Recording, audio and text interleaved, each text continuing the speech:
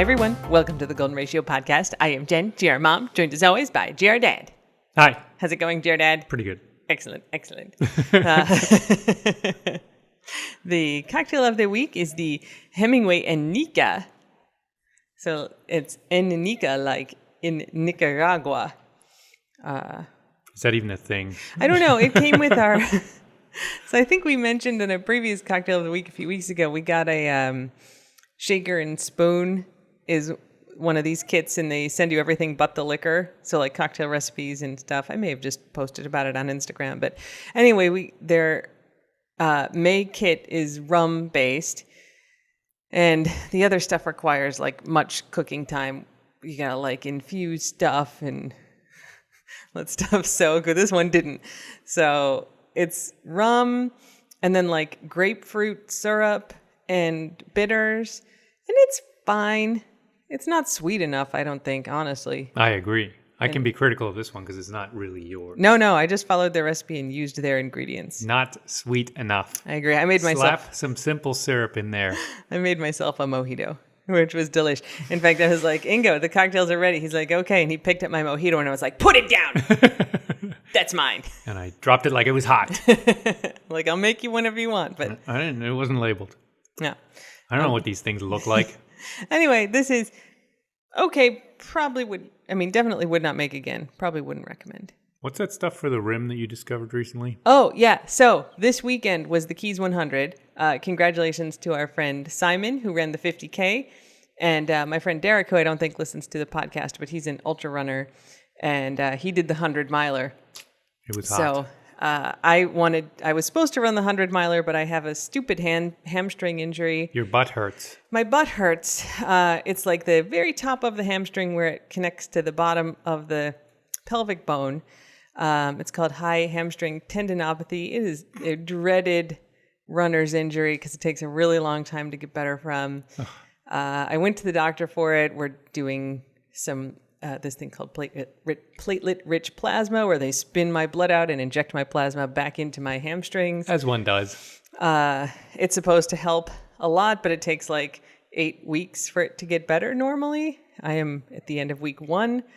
And one of the main symptoms of this is that it hurts to sit because the hamstrings connect right at the base of your sit bones. So you sit down and it hurts. And so I have taken to singing a song announcing my status, which is, someday my butt won't hurt, but today is not that day, which I sing every day. Several times a day. And it's never that day when your butt won't hurt. But today is not that day. Sad. It's a wistful little song.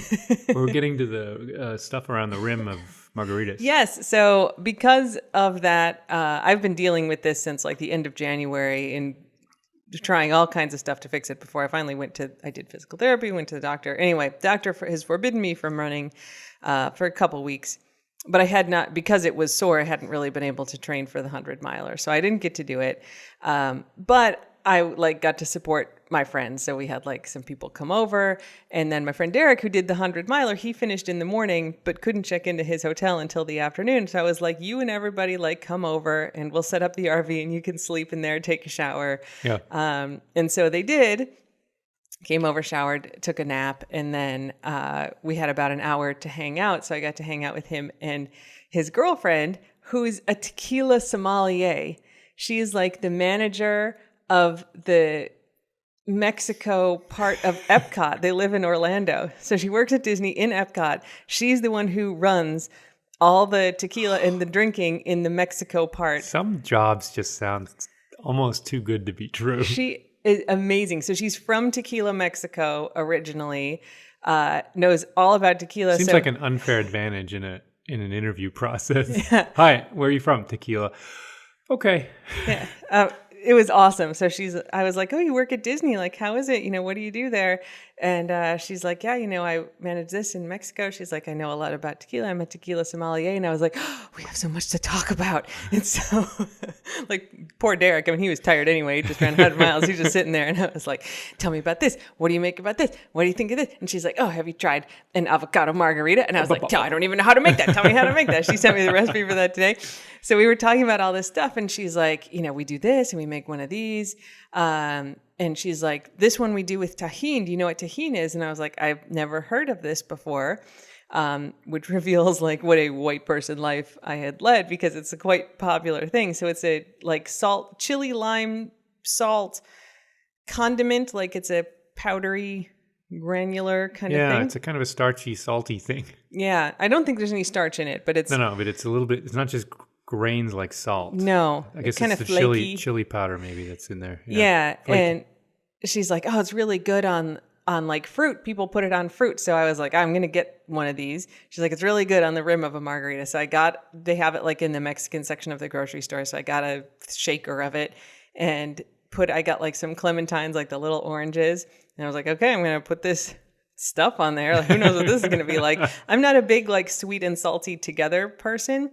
Oh man, it was really good though. I was like, come eat this clementine with this tahine on it. It was real good. It's like spicy enough to make it interesting. But it's not hot. That's right. Right. It's really good, and it does enhance flavors. Yeah, that's what she said. She's like, you just put it on everything and it makes it taste better. It's delicious on a margarita. Oh my God. So I basically put like lime juice on the rim of the glass and then rimmed it with the tahine. So it's got this like chili lime, like zesty rim. And I don't normally salt my rims for margaritas because I don't like the sweet and the salty together, but this isn't super salty, like just a little. Yeah. But the lime is really bright. It was so good. So yeah, that's a thing now. Yeah. So we had done, I don't know, did we talk about the class, the mojito class? The mojitos. So my life was quite transformed by this mojito class that I guess we talked about on the last podcast. And they use demerara sugar, which really makes a big difference in the drink. So we have some demerara sugar in the house. So I was like, for this margarita, I'm going to make, instead of simple syrup with just white sugar and water, I'm going to use the demerara sugar. So demerara sugar and then key lime juice from Kermit's, which makes great key lime pie here, which we also got from the mojito class. So Kermit's key lime juice, demerara sugar syrup, tequila, tahine on the rim. Best margarita I've ever had. It's really good. So good. Yeah. So I posted a picture of it today on Salt and Glitter so you can see what it looks like. It's very beautiful. And I also tagged Hilda, the tequila sommelier. And so you can check out her Instagram if you want. And she does like all these tastings. She does this amazing stuff. Like I was like, we need to go to Epcot Center and like do this thing. I know, we don't want to go for Space Mountain. We want to go for Tequila Land. Yeah. So she and I are now like pals on Instagram. We'll go to Oktoberfest too. I mean, it's not like we'll only go to Mexico. We'll go to little Germany too. Sure. Anyway, so yeah, all sorts of new cocktail discoveries. Yeah. But even though I didn't like this Hemingway and Nika that was the cocktail of the week this week, I mean, it was fine. It was fine. I have a nice picture of it that'll go up on Salt and Glitter tomorrow. So yeah, some people will like it because it has bitters in it. It's just a different direction. It's good. Yeah, I don't even like drinks super sweet like you do, but it could have used a little more sugar. Always good. Okay. I don't think I have any administrative announcements. Someday my butt won't hurt, but today is not that day. No, some people are going to get pictures of Coach Vink. Yeah, I'm running the Boston Marathon this year. I'm not fundraising through the Golden Ratio for page. For reals. I mean, it seems like it's going to happen this year. I did this big fundraiser last year and raised a ton of money for community rowing, which is like a rowing like GR Dad does group in Boston. And they help like kids from underrepresented communities row. They do para-athlete rowing. They do really amazing programs. Mm-hmm. And I was on their team last year, but the Boston Marathon got canceled twice. And so they let me join their team this year. So I have been fundraising for that over at my running account. I'm not posting about that on the Golden Ratio account, but I have Coach Vink, who I posted a picture of Coach Vink on the Golden Ratio page. And so some people are getting Coach Vink magnets and we're doing some Coach Vink cardboard cutouts. It's going to be a fun time. So Coach Vink is of dubious quality in helping you run, but she is very neon. Oh my God, she's so cute and she's bright. Very neon. Yeah. Let's see, dog updates. Pretty much none, but I do have a story which I haven't even told JR Dad yet. Oh my goodness, I've listened to this podcast just for new stuff. So poor Vodes, he really has a hard time walking. When we we're going up to Maryland in June, and we're going to take him to the orthopedic place up there, which is back fantastic. legs are really floppy. Like the knee joints, I know they're not knees, but ankle They joints are really no, loose. the knees. Yeah. His knees are messed up for sure. And he also has like weakness and I think some like peripheral neuropathy, like his nerves, like he's just not getting full sensation back there. So he's got a bunch of problems going on. He almost puts no weight on his back legs. I think they're sore. Yeah. So, I carry him down the stairs now. oh man, it's an effort. thing. Yeah. I think of it as a workout. Yeah. Stronger. He's a heavy boy. Yeah. I could do Venk with one arm now. But he loves walks. There's few things that actually get him excited. It's an excited face and he wags. Oh my gosh. Dipples around. Yeah. I take his walk collar out of the drawer and he's like, and he like runs over and he's wag. He loves his walks. But even if we go like to the end of the block and back, you can tell his knees are kind of sore the next day. So they're just not on track. Yeah. So I try to balance, like, we'll go a few times a week. He really likes it, but not to push him. So anyway, I had him out for a walk this week because I also can't run. So I'm going absolutely stir crazy. Like I'm swimming, but it's not the same. I can't bike because it hurts the same spot. You're handling it very well. In my mind, I am not. So I'm glad externally I am amazed because I would be freaking out. I would be I am destructive. Internally, I am. Doing a good job. Thank you. Thank you to my therapist who helps me manage these things. So anyway, I've been trying to kind of walk when I can. It's also been a crazy couple weeks because it's the last week of the semester. But anyway, I took Vodes out for a walk. So we kind of walked to the end of the block and he kind of, I just let him do whatever he wants. So he sniffs around on one side of the street. We turn around and we're coming back. And so we don't have curbs here. I don't know if you pay attention like to the snaps when we're out of the household, but it's just like our property, the yards are basically like gravel. Like we have patches of grass, but it's basically kind of coral gravel. And it just goes right up to the edge of the road. So there's no curbs, there's no sidewalks. It's just like the road, and then there's all one level, whatever the property is. Mm-hmm. And so people will park like on the kind of right-of-way space. Like your fence has to be set like 8 feet back from the road. And so there's kind of these gravelly parts in front of everybody's house. So people will park there, totally fine and allowed. And someone has parked like this big pickup truck, very common down here, because like the people who live down here are living in kind of rural areas. There are a lot of them are pulling boats. So really common for people to have pickup trucks out here. This big, I don't know anything about pickup trucks, but a big one, black one, parked in front of somebody's house on the side of the road.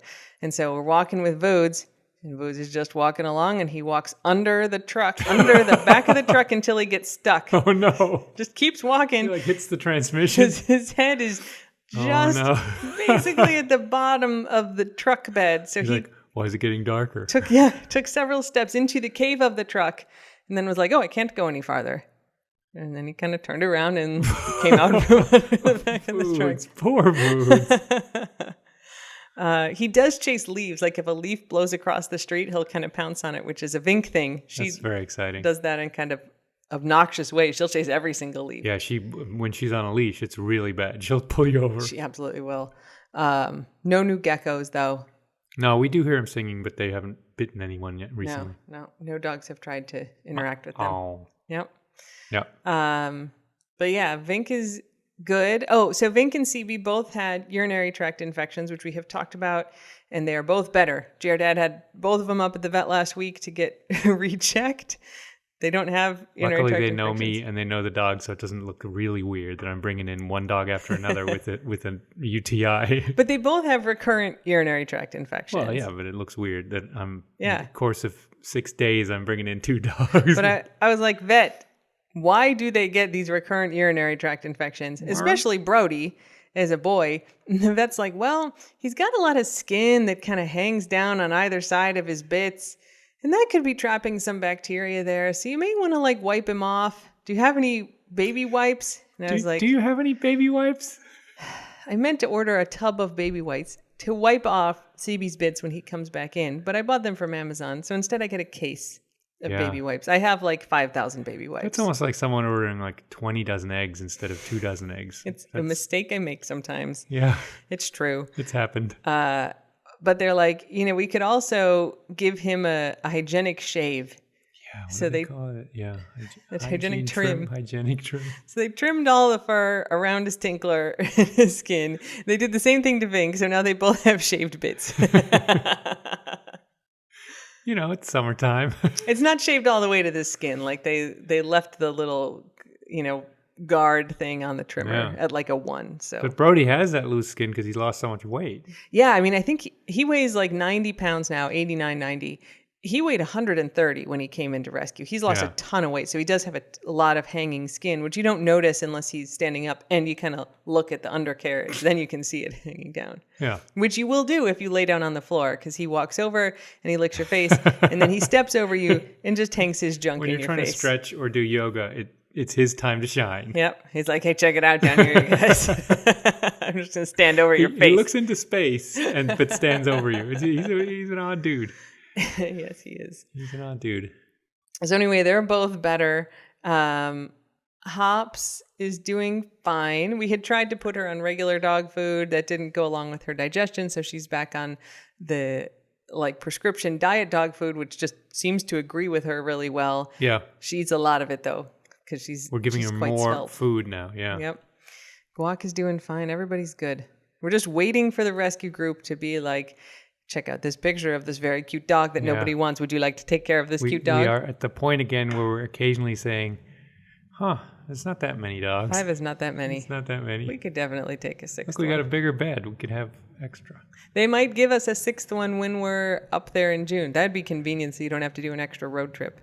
Yeah. If nobody gives us one, we could find one.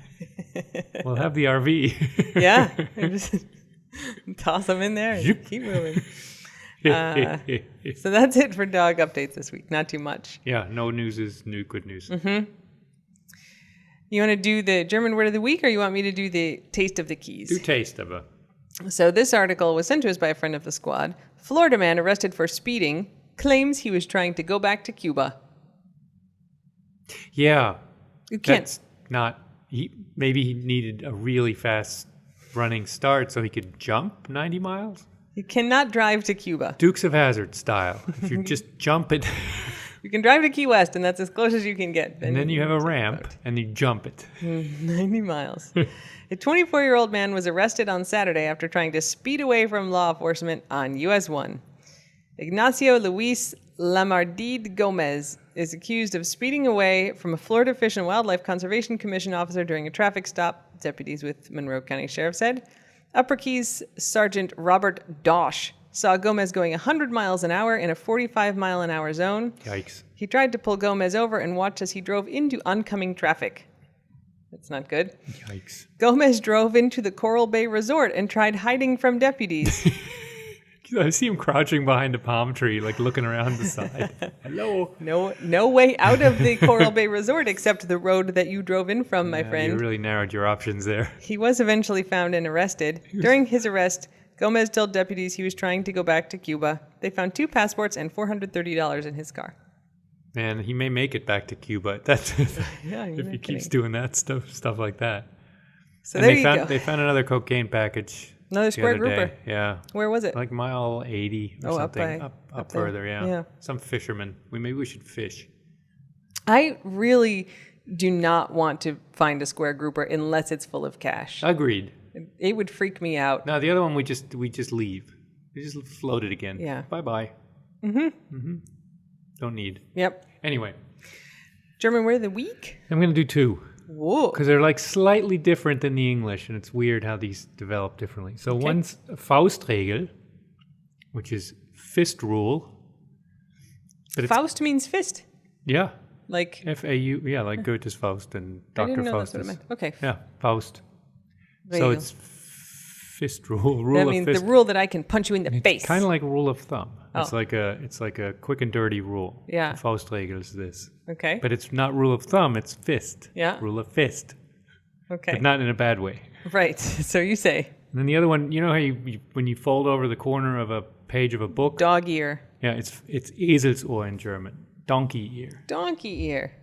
Yeah. Yeah. Just I don't know why they didn't pick dogs, but it's kind of Dog is better. I read some whole thing where that's terrible for books, and librarians hate it. They do. Hate it. I know many a librarian, and they get very upset when I do it all the time now. Like book collectors and stuff, I think really don't like it either. I am a dog earer. I dog ear so the dog ear sticks out of the top. I dog ear folded on the inside. I dog ear in all kinds of ways. I think this goes back to like the Middle Ages, though. I think people have always done it, and the people who make the books have really not liked it at all. They should see my copy of Jose Andreas's tapas book, where I like make Jose Andreas's tortilla de patatas all the time. But it's really easy to screw up a tortilla de patatas. It's like you cook potatoes in oil, and then you put them and some onions and eggs in a frying pan. And then in the middle, you put a plate on top of the frying pan, flip the whole thing over, and then slide it back in. So that flipping part is real easy to make a mess of. And then also it's easy to burn it or undercook it. It sticks sometimes. Everybody who has tried to make tortillas has screwed them up many, many, many ways. So I have detailed notes in my copy of Jose Andreas's book of like, when he says medium high heat, on my stove, it needs to be a 6. Or this is a 6.5. Wait for this. This is the pan because I'm always like, do I use the bigger frying pan or the smaller frying pan? It says in there which one to use. So and also it has like a bunch of oil and probably like potato bits. I was going to say cookbooks. I think it's okay to use them heavily. I don't think the librarian wants the cookbook back. Yeah. This is your book. You can locate pages by smell and taste. Really, it just flops open to that page because it's the thing I make the most at this point. Anyway, Eselsohr und Faustregel. Okay, good ones. No. Great. I think that's it. That may be it. Nothing super duper exciting this week. No, that's okay. No news is good news. No, I think so. Congratulations to everybody who's graduating. Yes. Congratulations to everybody who's just made it through the end of an academic year. Yeah. It's been a tough one. Congratulations, Jen. Thank you. Yeah. I got 2 days to go, but it's almost done. You too done. are close. I see the light at the end of the tunnel. Please go get vaccinated. If you get vaccinated and you're in DC, you bring your vaccine card to any of Jose Andreas's restaurants, speaking of, and you get a $50 gift certificate. I know. Forget a donut at Krispy Kreme. $50, guys. I'm doing it Monday. I'm flying to DC on Monday, and I'm going to go to Jaleo and get some patatas bravas and some cava sangria and show my card and get $50. You might have to drink an extra sangria to get $50 worth. I doubt they'll give you cash. No, you get a gift card for his restaurants. I bought $10 worth of food. Give me $40. I may bring it back at another time. Like when you and I are up in June, I'll take you out to dinner at Jaleo with my gift card. Wow. Yeah, I wonder if both of us have it. Do we get $100? Probably. Excellent. Yeah.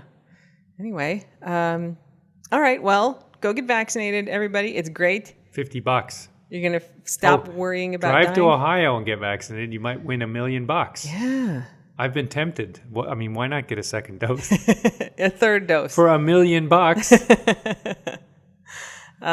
Just get whatever you can get. Just get it. And then stop worrying about dying. And then go to Ohio and try to get it again. Don't listen to your dad. You're fine. This is a good scheme. This is a good plan. And until next week, don't bite anyone unless they ask you to. Don't bite it, but wear a mask. Okay. Actually, you don't have to wear a mask if you you're get vaccinated. That's true. But we sometimes wear them anyway. Still don't bite. Yeah. And look, if you're not vaccinated, wear a mask. Don't be that jerk. For reasons. Okay. Bye. Okay, bye.